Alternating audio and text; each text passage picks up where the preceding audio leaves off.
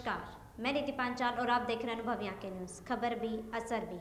स्वागत है आपका हमारी स्पेशल रिपोर्ट में, जिसमें हम आपको बताएंगे कि किस तरह सरकारी और प्राइवेट डॉक्टर्स सिजेरियन डिलीवरी के जरिए परिजनों से लाखों करोड़ की फीस ऐंठते हैं। डॉक्टरों पर आरोप है कि वो सिजेरियन डिलीवरी के जरिए उनसे लाखों करोड़ों रुपए ऐंठते हैं और इन्हीं पर नकेल कसने के लिए सरकार जल्द ही एक नए अध्यादेश लाने जा रही है। लेकिन उससे पहले हम आपको बता दें कि आखिर क्या वजह है जो डॉक्टर सिजेरियन डिलीवरी की सलाह देते हैं। आखिर क्यों जल्द ही परिजन या गर्भवती महिलाएं सिजेरियन डिलीवरी के लिए तैयार हो जाती हैं।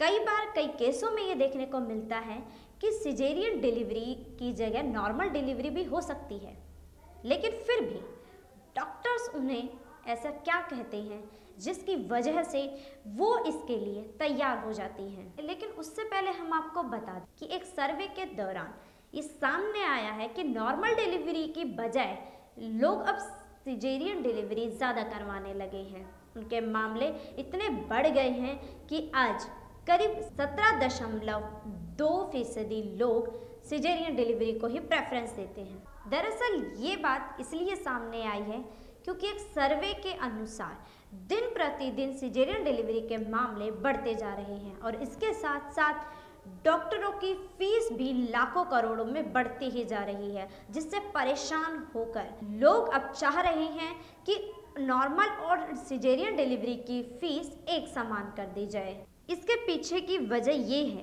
कि निजी और सरकारी अस्पतालों में गर्भवती महिला व उसके परिवार वालों को पहले ही डरा दिया जाता है कि अगर सिजेरियन डिलीवरी नहीं कराई तो माँ और बच्चे को खतरा हो सकता है, या कई अन्य कारण भी बता दिए जाते हैं।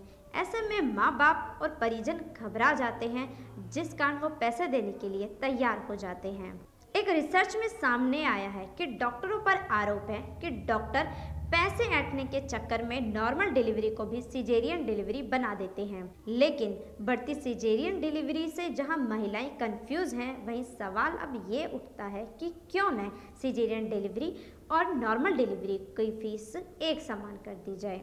वहीं कुछ डॉक्टरों का मानना है कि सिजेरियन और नॉर्मल डिलीवरी में बहुत अंतर है, क्योंकि सिजेरियन डिलीवरी में पेशेंट को 4 से 5 दिन रखा जाता है, लेकिन नॉर्मल डिलीवरी में पेशेंट को सिर्फ 1 दिन रखा जाता है। तो ऐसे में कैसे अस्पतालों की फीस एक समान हो सकती है। अब इस संदर्भ में हमारे पास कुछ आंकड़े हैं जो कि देश दुनिया में सिजेरियन डिलीवरी और नॉर्मल डिलीवरी के आए हुए हैं। अब हम आपको सिजेरियन डिलीवरी के देश में हुए केसेस के बारे में बताएंगे, उनके आंकड़ों से आपको रूबरू करवाएंगे कि किस तरीके से ये आंकड़ा दिन प्रतिदिन बढ़ता जा रहा है।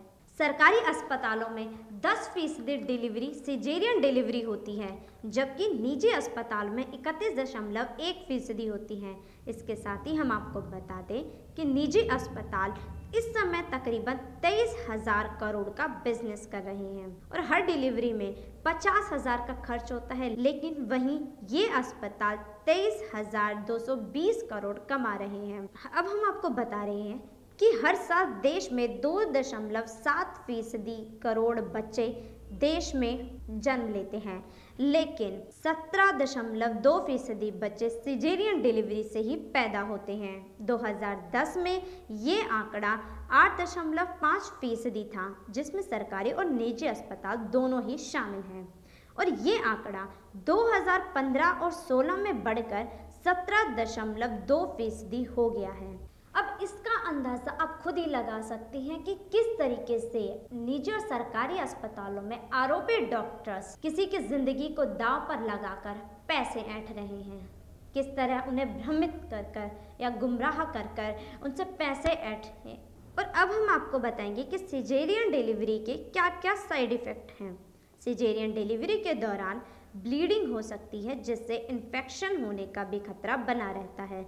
इसके साथ ही बाद में बच्चों में मोटापे, एलर्जी, टाइप 1 डायबिटीज होने का भी खतरा बना रहता है और समस्याएं बढ़ती ही जाती हैं। सिजेरियन डिलीवरी के बढ़ते केसों को देखते हुए ये मामला संसद में भी उठाया गया था, जिसके बाद ये निर्णय लिया गया कि सरकारी और निजी अस्पतालों के डॉक्टरों की मनमानी को रोकने के लिए जल्द ही सरकार एक नया अध्यादेश लाएगी, जिसके बाद सरकारी और निजी अस्पतालों में सिजेरियन डिलीवरी और नॉर्मल डिलीवरी के लिए जाने वाली फीस एक समान हो जाएगी।